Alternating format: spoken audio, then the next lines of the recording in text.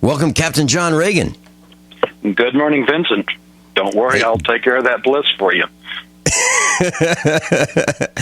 I was hoping you could ameliorate some of this because I really overdid it.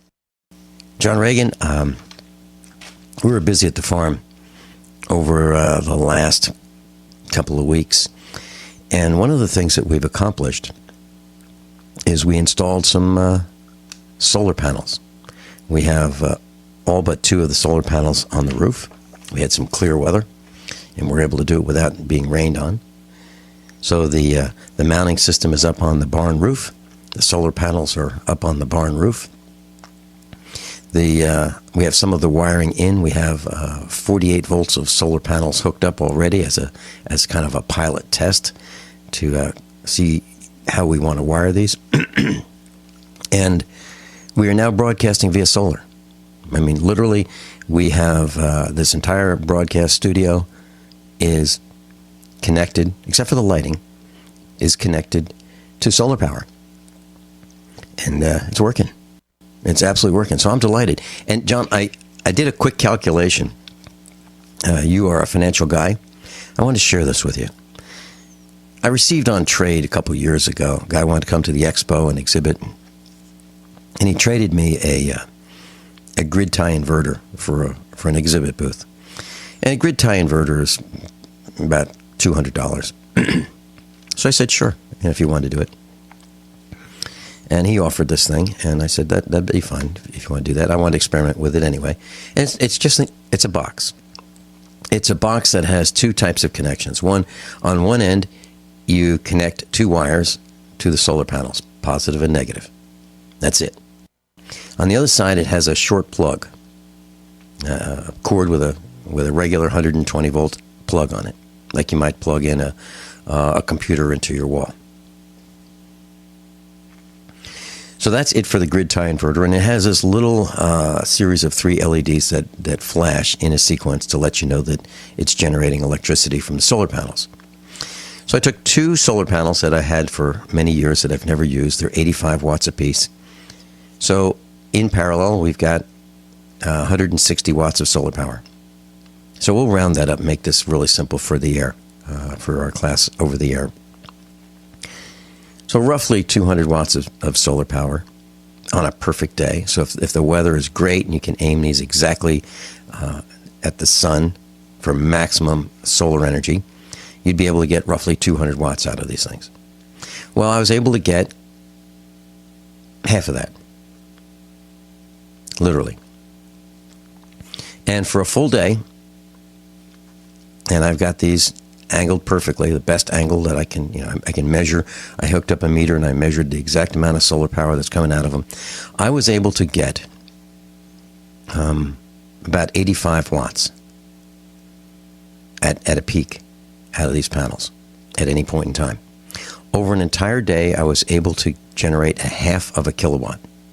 So it took all day during the sun to generate 1/2 of a kilowatt. A half a kilowatt, well, in our neck of the woods, you can buy a kilowatt of electricity right from the utility company for 10 cents. So this thing's humming along, clear day. I'm generating 5 cents worth of electricity a day.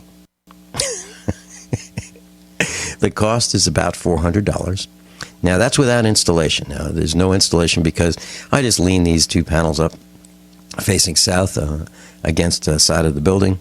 I leaned them, and I got the right angle, and so I found some wire, the right gauge wire, and I've got this thing hooked up. So virtually there's no installation cost whatsoever. I'm just experimenting with this, right? So we're generating 5 cents worth of electricity a day. Now, it would take 8,000 days to break even. 8,000 days.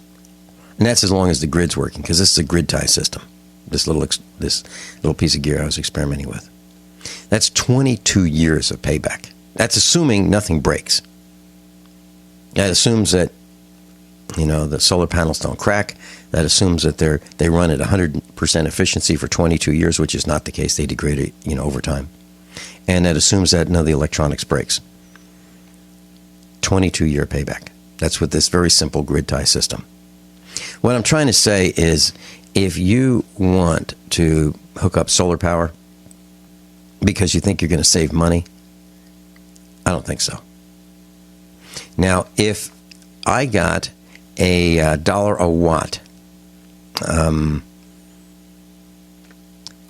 incentive to do this from either the utility or the government, a dollar a watt, I'd be able to drive this payback down to 11 years. But it's still a long time. So I just wanted to share with you that if you think that you can jump into this thing and start earning a payback immediately, the answer is I don't think so. Now that's just a little system I'm experimenting with. That's not what we're broadcasting with. The system we're broadcasting with is 16 solar panels on the roof with a multi-mode inverter. Now this multi-mode inverter is a grid tie system, which sends electricity backward to the grid, and it also is a standalone system, and it also is a charge controller. It does everything. And I found it on Craigslist. I bought the multi-mode system used for $500. So I have this big 118-pound piece of gear with transformers and solid-state controls and computer controls and all that for $500, and then I have the solar panels that are connected to it. And that's what we have hooked up so far, plus underground wiring from the barn to the studio. So that's what's happening right now, and it's only 1/4 of the panels are hooked up. When the rest of them are hooked up, we'll be able to run things like our refrigerator and freezer and so forth. So I just wanted to share that with you, John. There's this myth that there's a great return in solar power, and that is absolutely not the case. The only reason I can think of to do it, well, a couple of reasons. One is to be independent. If you want to be independent of the grid, that's a great way to go if you have a standalone type system. If you want to protect yourself from the grid, being unstable, that's a great way to go as well.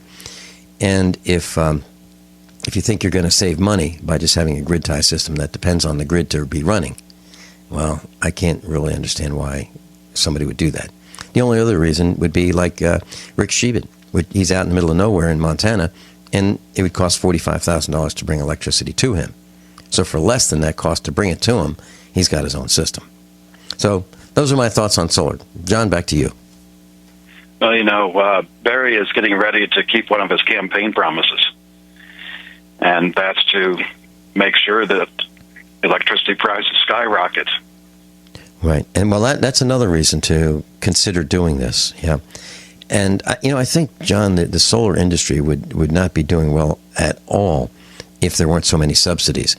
And we were at a meetup on, several Mondays ago. We actually did a series of 3 meetups talking about solar power and how it works. And a lot of these electric utility companies are paying $1 per watt, as a rebate if you install solar. Well, it's still not enough. It costs roughly, if you have solar power installed, it costs roughly $3 a watt to get it, hooked up and running. And so even with 1/3 of the price being paid for by someone else, it still has a really long payback. And one of the things that I didn't discuss is the batteries. Now, the batteries that I'm running, I had 4 deep cycle marine batteries. I had them here at the farm already. And 2 of them I had hooked up to our diesel generator. I borrowed those from the diesel generator. And I had 1 spare, and I had 1 in a tractor. So I took the 1 in the tractor, 2 from the generator, and the spare, and hooked them all up. They're roughly the same age. And I hooked them all up and charged them, and that's the battery bank. So I don't have a lot of battery. I certainly have enough to get through the broadcast, but should the power go out and power the telephones and that kind of thing. But it's not hooked up with enough battery reserve to really run the farm. It's just, as long as the grid's working, everything's working great.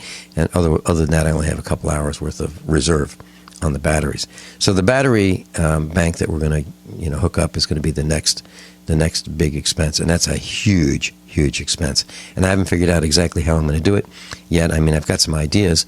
I like the nickel iron batteries, but it's really expensive. And I'm thinking, why can't I just make batteries? Why can't I do that? Companies do. Why can't I do it? Another thing is, I was watching a video on YouTube about reconditioning batteries. And what this guy did was he poured out all the acid, poured it in a bucket, and then he added a mixture of baking soda and water to neutralize the acid. Then he rinsed out the battery. I'm talking about truck batteries and car batteries. And then he poured in a solution of alum, A-L-U-M, pickling juice, alum, and he charged the battery, and it worked, and it started his car. So I've got a bunch of old batteries here, and I'm wondering if we can, rejuvenate some of those batteries. So if any of you have any experience about taking old batteries that just don't work and rinsing them out, and it's dangerous. I don't want you to do it without thinking about this and learning about it. And then adding an electrolyte of alum and recharging it. Does that work? Let us know. John Reagan, where would you like to start? Well, all I can say is fasten your seatbelts, turn on your airbags. If you've got any bubble wrap or pillows, you may want to grab it, because I've got about 60 items here, and it's not good, except for the good news. Just to ruin my reputation there, this was one of those stories that was local that went national. Woman was riding her motorcycle when a car turned in front of her, and if she hadn't been wearing her helmet, she probably wouldn't be alive anyway. But she ended up getting pinned under the car, and the police were there within about 30 seconds, and they tried to jack it off of her, but the jack broke. And at that point, the police and bystanders gathered round, lifted the car up so they could pull her out, and except for being battered a little bit, she's going to be fine. So it's one of those, when things go bad, people get together type stories, you can feel good about. That's wonderful, and we all need to be prepared and have a knife with us in case you have to cut somebody's seatbelt. And when it's happened to us, I'm glad you brought that up. We need to work together. That is absolutely critical going forward. We have to work together. Now, the rest of the news, not so much. I've got a must-watch link. This is to YouTube, and they used to have a better version of this up. It was taken down. This one is kind of like watching a videotaped copy of the program. If you remember, a few years ago, there was a series out, Life After People, that showed what would happen to infrastructure if people just all of a sudden disappeared. And I think that's a very helpful series to watch, because when the maintenance of the infrastructure goes away, what you'll see would pretty much match what's in the show. However, with people still around, they're going to scavenge things, so things will actually degrade quicker than what they portray. And I'll talk about this particular episode when we get back from the break. Sounds good. It sounds good. And, if you just want to see what this looks like, just look up images on the internet of Detroit and some of the cities around us. The ivy's growing, the roofs are falling down. We'll be right back. John, what's up? Well, this episode is called The Last Supper. And it's kind of like one of those double plays. One, it actually talks about the painting that we know as The Last Supper, what happens to it over time. But it also talks about what happens to food after that Last Supper. And if you can't watch the whole episode, if your time is just so taken up, there's about a 3.5-minute segment from the 17-minute, 40-second mark to 21:25 that talks about an event that happened in Fort Worth in 1999, where the supermarket just closed its doors one day. The owners just locked the doors, walked away, and of course, shortly thereafter, electricity was turned off. And about 3 months later, the city had to go in and had a pretty nasty cleanup job to take care of. So if you've got any romantic notions of finding a store after the poop hits the props that has food available, you want to take a look at this. Plus, it talks about just normal food that we would buy in these times that we have right now, where there's insect eggs that are included in that food. Now, given the supply chain and how quickly the turnover is, those eggs really don't have a chance to hatch. However, if you're trying to store up the food, this is why it'd be important to say, load it up in a 5-gallon bucket and make sure you've got DE through it. Actually, you'd mix the food with the DE before putting it in the bucket. And at this point, I'm not even sure you need to worry about oxygen absorbers, because I don't think we're going to have to wait too long before you're going to need to get into the stash. But anyway, it's a great segment to watch, and I highly, highly recommend it. John, when you say DE, you're talking about diatomaceous earth, and we're talking about food grade only. Food grade diatomaceous earth. Yeah, and John, one more time, the name of this video. It's the Last Supper episode of Life After People. That was Season 2, Episode 4. And like I say, get it while you can watch it on YouTube. Otherwise, you'll have to try to find it at a library or purchase it, because right now, even the Netflix DVD service does not have it in stock to rent. So there's other episodes out there that you can find, other parts of the seasons you can find, even the originals. It was almost movie length, Life After People. You can find that. But this episode, hard to find. Mm-hmm. Okay, Life After People, The Last Supper, and what is the exact episode number? It was Season 2, Episode 4. Okay, Season 2, Episode 4, Life After People, The Last Supper. Okay, so this is something that you're going to have a stomach to watch, because it's going to be upsetting to some of the viewers, correct? Now, if you don't mind watching insects and mice and things like that with rotten food, it's fine. Mm-hmm. Okay, John, let me just put an exclamation point on what you're talking about. You're talking about Life After People. We're talking about, well, what if the grid goes down? Let me share this with you. A number of us are thinking, well, boy, it's so hot. It's unbearably hot. What we'll do is we'll just go down to the basement, and it's cooler there. So during these hot summer days, we'll go down to the basement and stay out of the sun. Okay. Well, how many of you have dehumidifiers in your basement? And most people have them.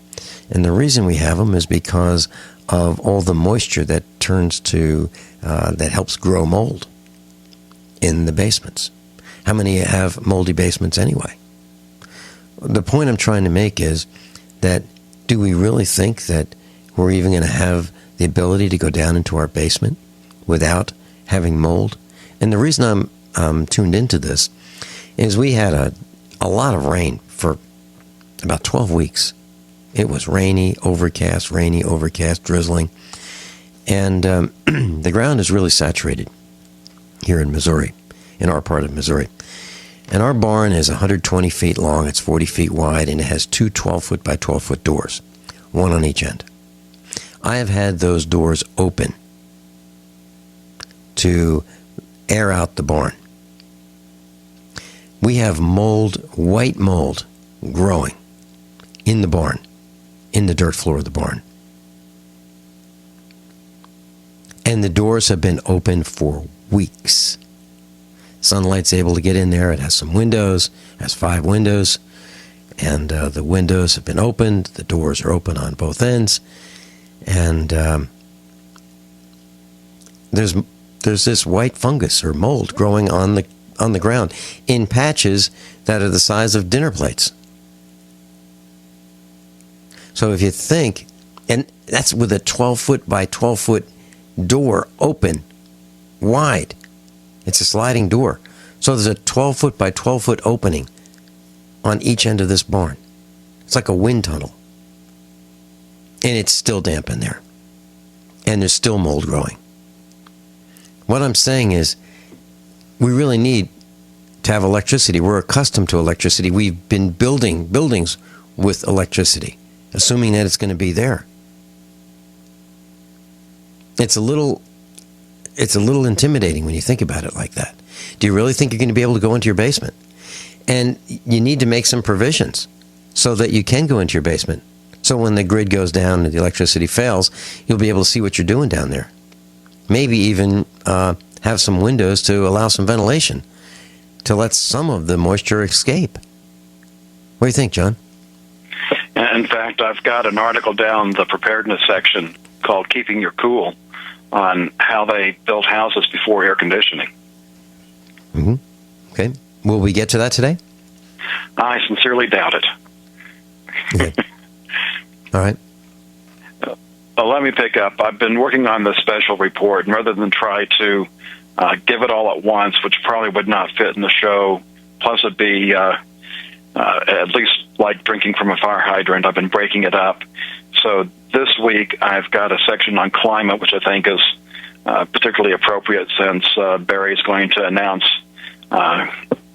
what he's going to dictate with all the carbon control.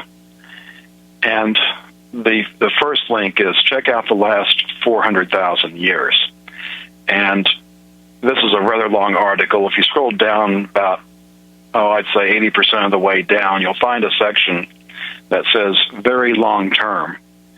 And there's a chart of the carbon dioxide and temperature for the past 400,000 years. Because typically when you see these charts, they do maybe at most the last 2,000 years. So this goes back considerably before that. And what I would just want to key in here is the temperature chart.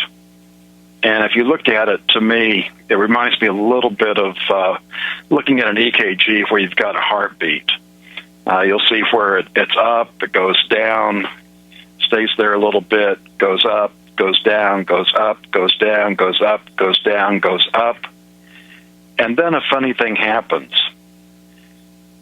Unlike the other times in the past where it went on that steep downward slope, it's been going in a channel sideways. Now, when I see that in the financial chart, that tells me this thing's building up momentum and it's going to break out. I can't tell you which side it's going to break out on, but when it breaks, it's going to go. And that's where a couple of the other articles come into play. I've got a link there to when Steve Quayle and Dana Wigington were on the Hagman report, and he's pretty much on the it's going to get hot side. After that, I've got a link about, based on what the sun's doing, they believe we're in for a mini ice age, something along the line of the Maunder minimum, which caused havoc for growing crops. And it really doesn't matter if it's cold or hot. If you have excesses either way, it plays havoc with food production. And just to throw another item in for your consideration, once started, can't stop. This article is actually from late 2013, saying once we start geohacking, we won't be able to stop. Well, the thing is, we know they've been doing geoengineering for years, and I think this is telegraphing the message that, we thought we were smarter than we were, and now we're screwed, which is pretty much what Dane's been telling people. So this is just another piece for putting together this mosaic that by the time I wrap up, it may change your whole idea on how you want to do preparedness. Vincent? Wow. John, you and I didn't talk about this before the broadcast. We really didn't talk about what our thoughts were. And class, here's how this goes. I'll call John Reagan before the broadcast, maybe 15 minutes before, and say, hey, you all set? Great. I might share with him some of my thoughts, for the opening part of the broadcast, and he'll share some thoughts with me, but we really don't talk about too much. We're doing this live and unrehearsed. Well, John, what you're talking about is what I'm going to do at the meetup tonight. And we didn't talk about this. Literally, we're going to go around the room, and I'm going to ask questions. Everyone will participate on what their concerns are, what they think is going to happen, how serious they think it's going to be, and we're going to rank it. And we're going to look at all of these things that we think might happen and how serious they are. And then I'm going to ask a big question. And I'll tell you more about that, in a few days. But that's tonight. Captain John Reagan's with us. And John, what I was saying before is it's uncanny how you and I have come to the same place virtually simultaneously, but, without discussing it. Glad I could help out there. Please continue. Okay. Pick up on a tale of two droughts. And California is pretty much the same as last week.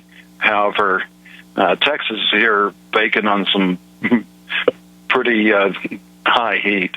And that's going to get worse. They're calling for this weekend starting a string of days where it's going to be 104, 105. And in fact, the Weather Channel is calling for a week of that type of temperature starting Thursday.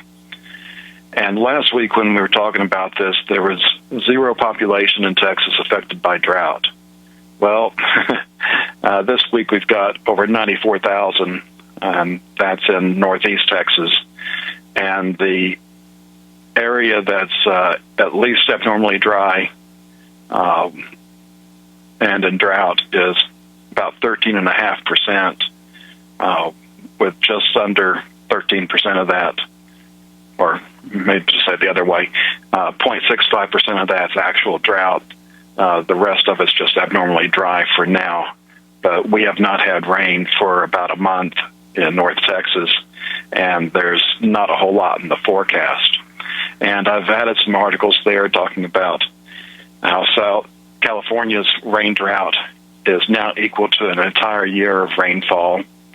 We've got San Diego building a desalination plant for $1 billion. And that El Nino that they thought was going to maybe help out with California's problem, well, now forecasters are saying it won't bring relief to California. And I'll make an apology. I'm now inventing Spanish words. You can see the link on that last one. I've called it, is El Nino El Busto. Yeah. John, let's just go back to that term that you used. On your website, there's a link, and it says, satellite image shows California's rain debt is now equal to an entire year of rainfall. What we're saying is the absence of rain is equal to 1 year's worth of rain in California, a year's worth. It's kind of mind-boggling. Yeah, it really is. And where do we think our food comes from? Does it come from New York City or Chicago? Is that where it comes from? I don't think so. Does it come from Las Vegas? You think about these cities with a lot of population. They've paved over farmland. New York City is magnificent farmland. It's just buried under concrete. You can't get to it. They've taken some of the best land that we have in the country and turned it, best farmland, and turned it into concrete. So if you think about it, think about the rain that is missing from California and other locations. It's where our food comes from. And I was talking with Joey, and Joey and I met near Chicago with Rick Miller. And Joey said, hey, what do you think of the corn? So I drove past a lot of corn. And it depended on where the corn was. If the corn was high on a hill, where it wasn't flooded, the corn was growing. But the corn in the low areas that was flooded, it didn't grow. And I think that's kind of unusual because I haven't seen that before, and neither did Joey. So it's something that we've noticed. Our food supply is precariously perched. And our basements are going to turn moldy without electricity. And where are you going to get your news from? Where will that come from without electricity? How will you know what's going on? You won't even know if a storm's coming. You won't know. Because your radio won't work. And they won't be able to broadcast. And the internet won't work. We are really, really dependent on electricity. I suggest that we find alternative methods of learning about what's happening and how to prepare. We'll be right back.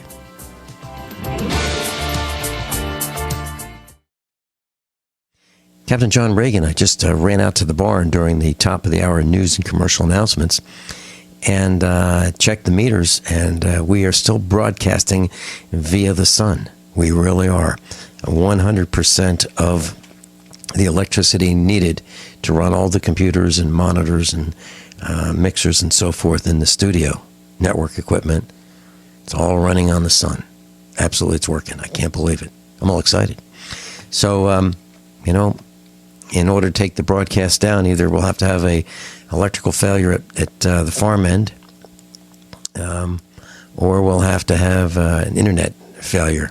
Other than that, we will reach GCN without problems. So I'm all excited. So where are we now? I'm going to see if I can get through the financial and employment as quick as I can. There's some items I need to spend some time on, particularly about the Social Security trustee report and the last couple of items in the financial section. To me, those are real big ones. But there's so much in spy tech that you don't want to know about. And I'm going to try and get to that. And okay, I think we're going to run out of time. Anyway, there's first up, coal mine, valued at $630 million in 2011. That was just 4 years ago. Recently sold for $1. So that tells me the economy's just fine. You might know that the China stock market's been crashing, and when you're riding a bubble up, almost everybody can make money. Unfortunately, when that bubble pops, it's bad news. And there's talk here about how a Chinese farmer lost more than everything in the stock market. And that's what happens when you trade on margin and things turn against you. You not only lose what you had, you lose what you borrowed as well. And that puts you in really bad shape. If you're going to try to leverage, you're better off trying to leverage with options. And I don't even have time to even do definitions on that today. The economy charges ahead. Credit card debt is on the way up. The nationwide average has been 5%, and in some cities like here in Dallas-Fort Worth, it's up 7%. So when you see any kind of increase in sales, which haven't seen a whole lot of that, it may be due to additional credit card debt. And guess what? Wages are up, but the quarterly increase in wages is the smallest on record, 0.2%. And that gets into really bad news for the trustee report. And they just released the 2015 report, and I've got a link to the page where you can go look at the report and the supplemental tables. And I'm going to point out a couple of the supplemental tables. One is the Roman numeral 6, that's VI-G6. And that one shows things like the consumer price index, the average wage index, taxable payroll, the gross domestic product. And if you look back in, let's say, 1971, the year that Nixon closed the gold window, the average wage index was just about $6,500, $3 shy of that. Right now, in 2015, they're saying the average wage index is 47,820. And I'm sure there's a lot of you out there that love to be making average wage. And you may have also heard they're talking about having the trust fund run out in 2033. Well, on their projections, in 2033, they expect the average wage to be $100,000. And with a growth rate of 0.2%, one, they're not going to make it there. And two, there's another component of this, which is having people in the workforce. And this isn't even counting what we've talked about robots taking jobs. So if we go look at the Roman numeral 5, that's V-A1 table, this talks about the demographic assumptions that they've based all this under. They've got it broken down, total under 65, 65 and over, and immigration, legal, and other. I guess that's their term for illegal. And I'll get to the assumptions that they're building this on. Starting with 2015, they are planning on 795,000, you might as well call it 800,000 legal immigrants, 670,000 other. So that's over 1.4 million immigrants.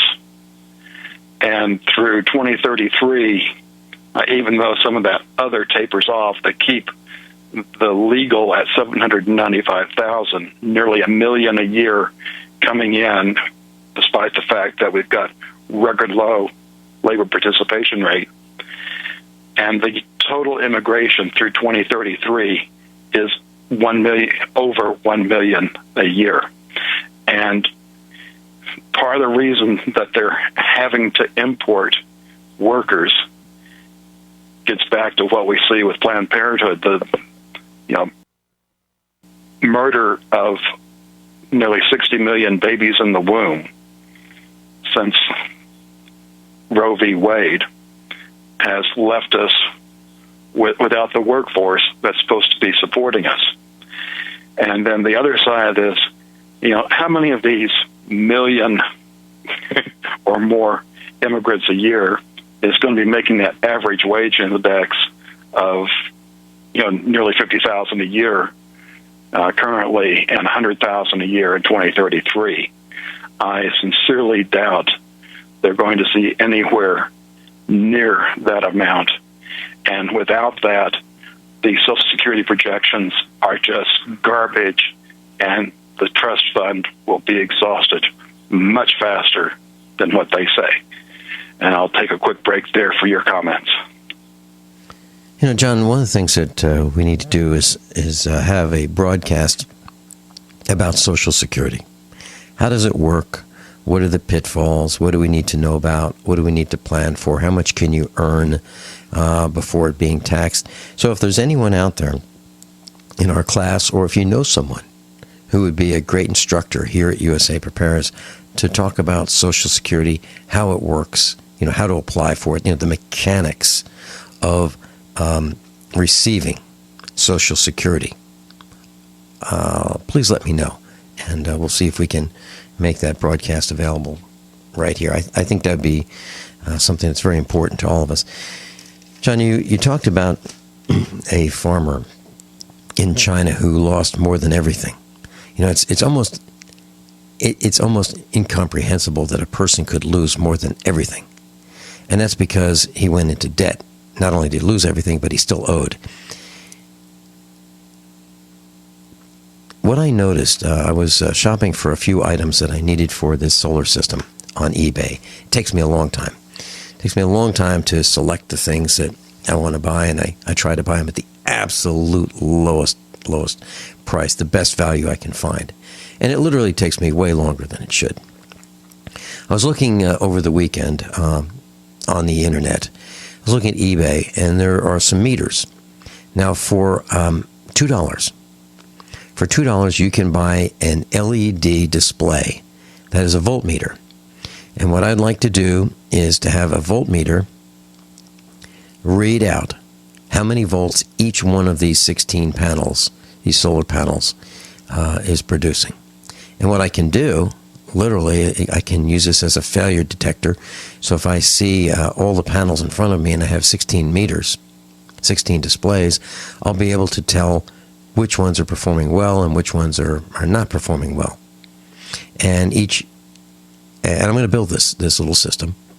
And the total cost for having 16 displays, 16 voltmeters with digital displays, the total cost without my labor is going to be $32 plus $1.99 shipping.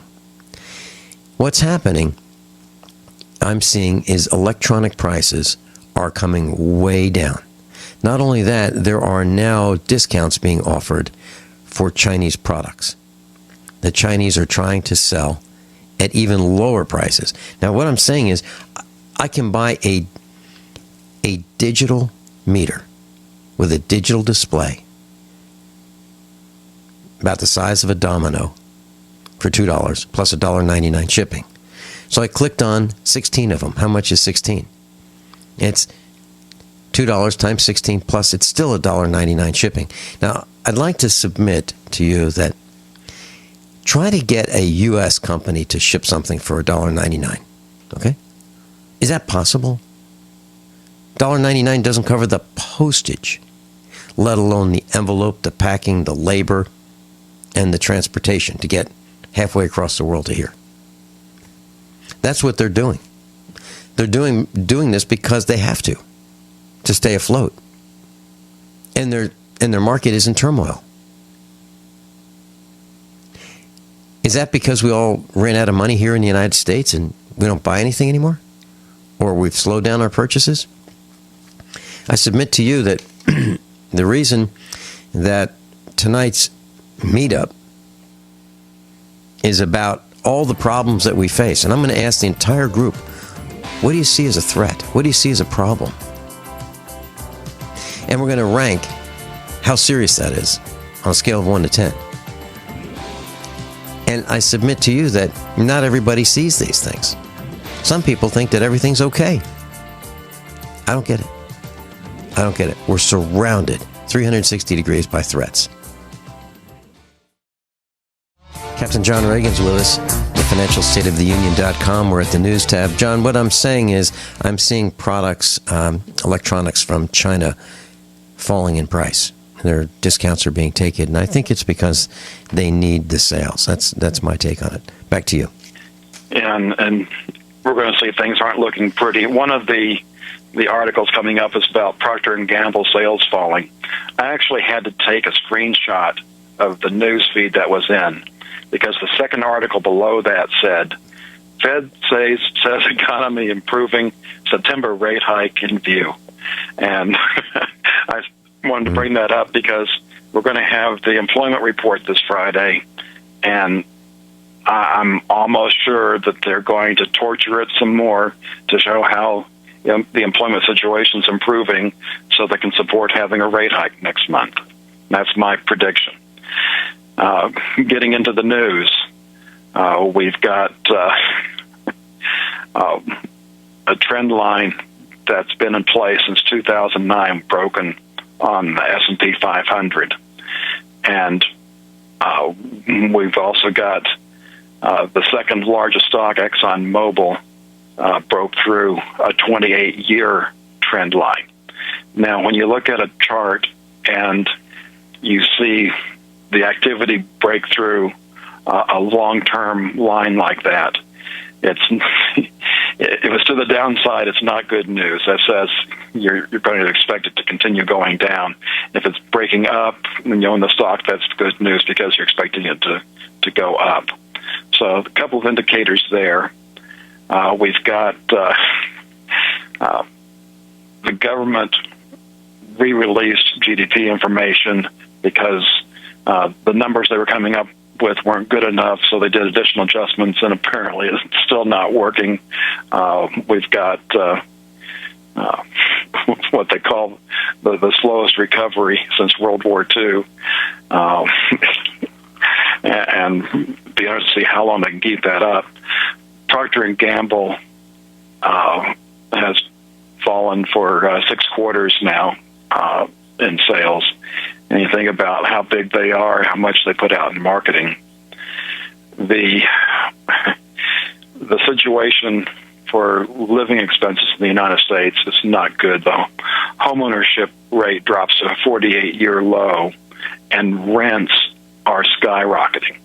So if you can't afford a home and you can't afford rent, what's left? And there's a few cities that they've listed here where single-family rent increases of at least 10% for the year ending in June. And unfortunately, I happen to live in one of the areas that's up. Dallas is up pretty close to 14% there.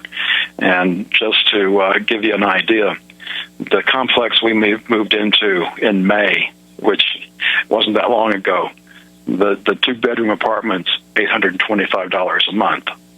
Well, now the price posted on the website is $900, and that's only a couple of months later.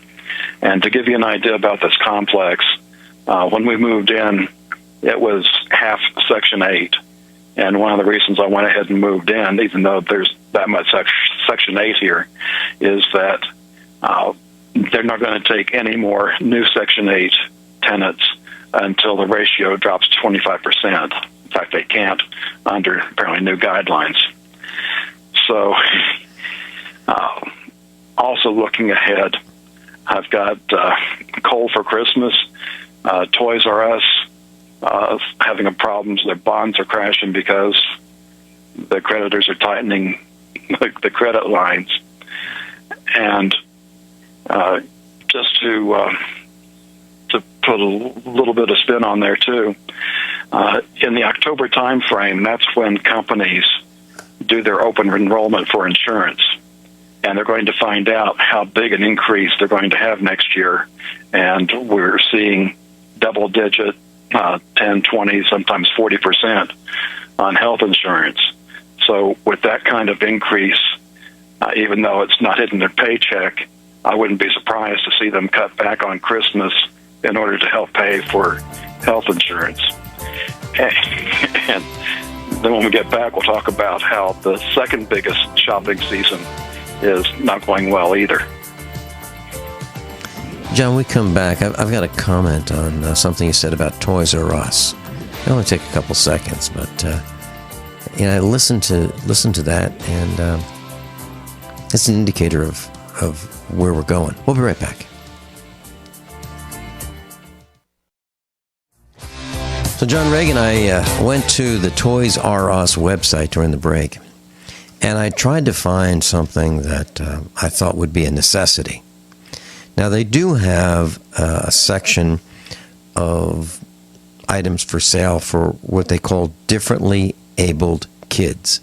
That's their nomenclature, differently abled kids. I might call that differently abled children. We used to call that handicapped children. Now, they have that section. I guess it would be, learning toys. Other than that, I'm having a tough time trying to find absolute necessities that they sell. Now, I believe they sell some clothing. So if you subtract out the clothing and maybe some nice learning tools or toys for handicapped children, other than that, I can't think of much that they sell that's a necessity. That being the case, as we spiral down, how is it possible, without changing what they sell, how is it possible that Toys R Us can survive? really doesn't look good. And I guess the difference is with a company, if they go out of business, you've got alternatives. When it's the government bonds crashing, that's when things get pretty darn serious.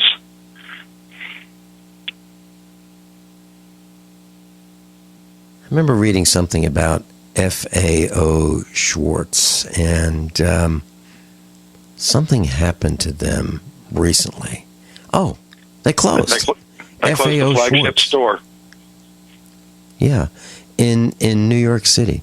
I remember back in 1980, I heard about this toy store that had unbelievably expensive and unusual toys. So I went in there. Now, actually, it was in the 70s. In the 70s, when I was being trained by IBM, I just walked down to FAO Schwartz. And I was amazed. And to think, that store caters to the upper income group, right? I mean, you certainly wouldn't go there looking for bargains. And they closed. They closed their flagship store. Another, and how long they had been open for a long time. It's not that they were founded in 1862. 1862, and they closed their flagship store. I think this is just one more indicator, John, of how bad things are. Yeah, and these are the good old days. Yeah, it's going to get worse. Yeah. Well, the second busiest shopping season, which is back to school, isn't looking too good either. They had one survey that says that what people plan to spend is a 20% decline from last year. And that's a little different than what the National Retail Federation put out earlier that said that the drop was going to be about 6%. But whether it's 6% or 20%, it's still a pretty big ding for their back-to-school shopping season. John, I'm seeing more stores closed, more stores being bulldozed in Springfield, Missouri. It looks like, if a Burger King can't make it, well, we'll bulldoze it. Now they're parking lots. Literally. That's what they're doing in Springfield, Missouri. So you don't see that there are a whole bunch of buildings that are vacant. They bulldoze them down. And they clean them out. And within a few days, it's just a parking lot. Actually, it's just dirt. And it's not as evident as they and these are nice buildings. I mean, if you look at a Burger King, have you ever seen a run-down, dilapidated Burger King building? I don't think so. And what I'm saying is, there's all kinds of useful equipment. That building could be used for something. But no, in Springfield, Missouri, they're bulldozing buildings down. Right next to our old hangout, Ziggy's, there was a really, really nice restaurant. Magnificent building. The next building over to Ziggy's. And they just couldn't get enough traffic to keep it operational. They bulldozed it down. It was a relatively new building. Couldn't have been more than 10 years old. Bulldozed it. Now it's just dirt. I don't understand. I really don't understand why we're doing this. You mean we can't have small enterprises go into these buildings at reduced rent? We can't do that? I think we can. But I think government's in the way. So are you ready for some spy tech? I am. Oh, boy. We're going to run out of time, so I'm going to be very selective here. I'm going to go down to the NASDAQ blockchain.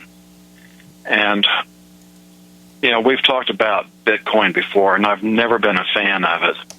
And it was my opinion that they put that out to condition people to accept the technology.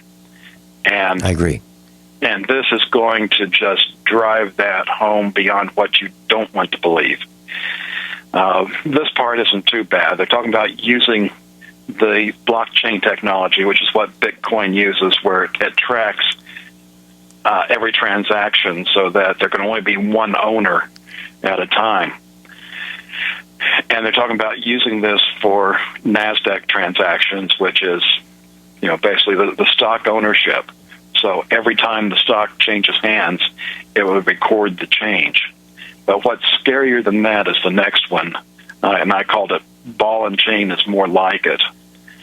It talks about how this same technology, the blockchain, will transform information technology in business. And they're talking about using this for everything from property records, copyright and intellectual property records, digital contract management, employment and work records. I mean, basically think your whole life. And that's on top of, using this technology to get rid of the cash in our society. You would then have, the Fed blockchain, whatever they call it when they come out with it, that would replace cash.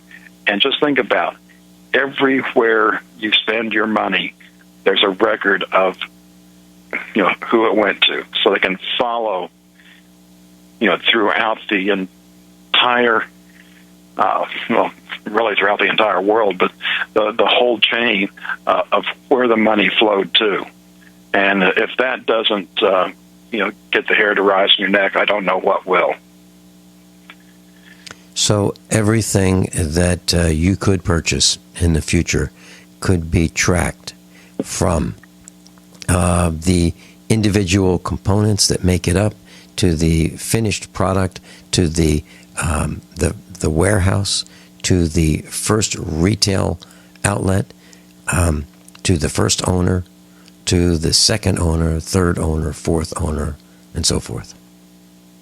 And just think they can.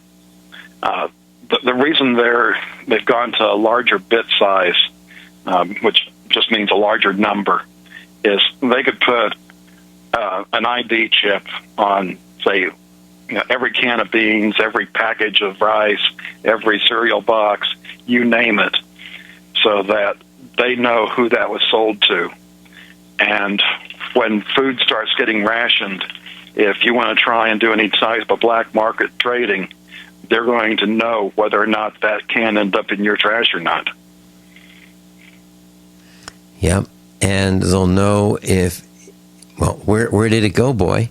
So, you bought a case of beans on Thursday. Where are they? And what if you can't produce them? Well, did you sell them on the black market? Well, that's now a crime. Selling beans to, someone without, or trading them. I can just see where this is going, John. We're looking at crimes that are not even in our thought process. I mean, the Nazi police state couldn't even come close to what the technology allows today. And technology is increasing at an increasing rate. So one of the videos I was going to show tonight, and I probably will show it, is it's on YouTube. It's I'll put a link on it on the website, USAprepares.com. It's about a drone. And this is not a new video. It's just to reinforce tonight how scary things are. This drone can fly above a city and video the whole city and record it. And if they want to say, well, what happened last Thursday at 7:41 a.m.? Let's go back and let's look at it. They'll have this all recorded. The technology exists. This is what the government is telling us about the technology. And it shows, you can see birds flying. You can see people walking in a parking lot. You can see them waving their hands in a parking lot.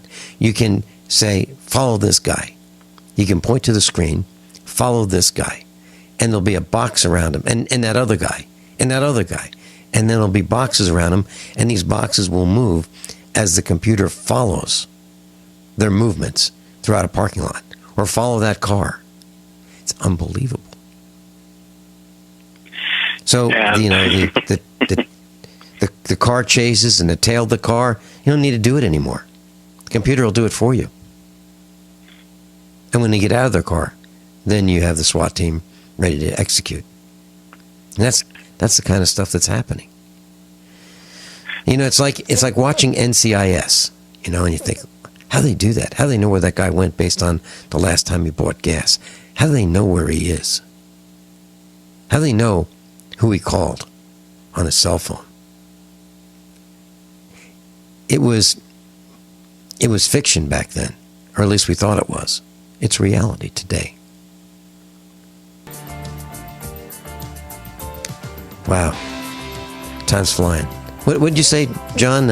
Kermit said? Time's fun? Time's fun when you're having flies. Yeah, time's fun when you're having flies. We'll be right back. John, you're talking about Bitcoin. And, you know, in Japan, there's a guy by the name of Mark. I'll spell his last name. Karpeles. He was arrested in Japan, accused of falsifying Bitcoin account data. 650,000 Bitcoins seem to be missing. So, you know, we were told that this was bulletproof technology, couldn't happen, everything's safe, and it's not the case. We've got Michael from New York. Michael, you're on with John Reagan and me. Welcome. Well, thank you, Vincent. Good morning, gentlemen. Real quick on the technology that Captain John was just conveying to us and how scary it is, but let's reverse it, and then it could be so useful and for keeping us free, because with this technology, we should chip all our representatives and politicians across the board, federal, state, local, and then monitor them with their surveillance of the drones in the sky, see what they're up to, and say, hey, they're consorting with Rockefellers. They're having secret meetings with these communist and Nazi scum. And then we can send them voltage, bam, right to them, which will cause them to have tremendous spasms and drool on the spot until we can arrest them, and then charge them appropriately. So you see how beneficial this technology really could be if it was in the hands of the civilians. Let's couple that, Michael, with you know, some of the countries in Africa sell these permits to go execute magnificent animals, right? And just before the broadcast, John and I were talking about this for a couple seconds, and we thought this, John, what'd you say? This would be a way to pay down the national debt? Yeah. Yeah. Combine what you're saying, Michael, with selling permits to go on hunting expeditions. Well, it'd be high-tech hunting. Great. Because, Michael, we would know where they are.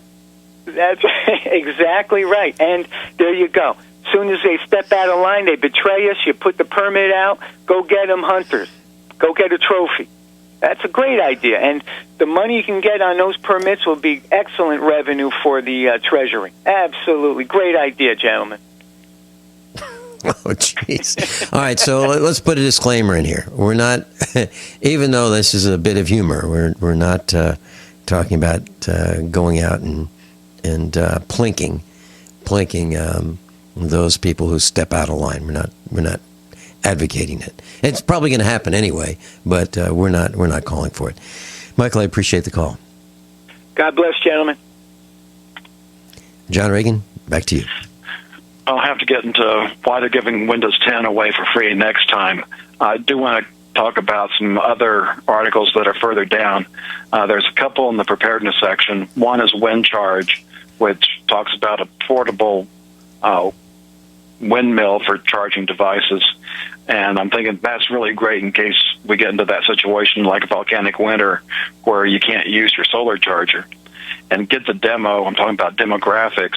If you're looking for a place to live in the United States and want to know what the population density and other considerations are in that area, this is a tool where you can go and find that out. I'll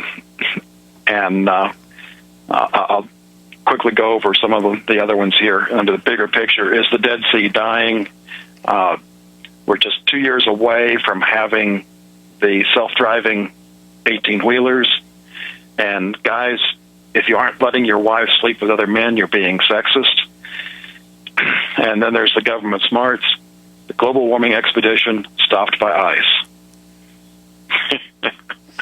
So you've got all of these links on the website, thefinancialstateoftheunion.com.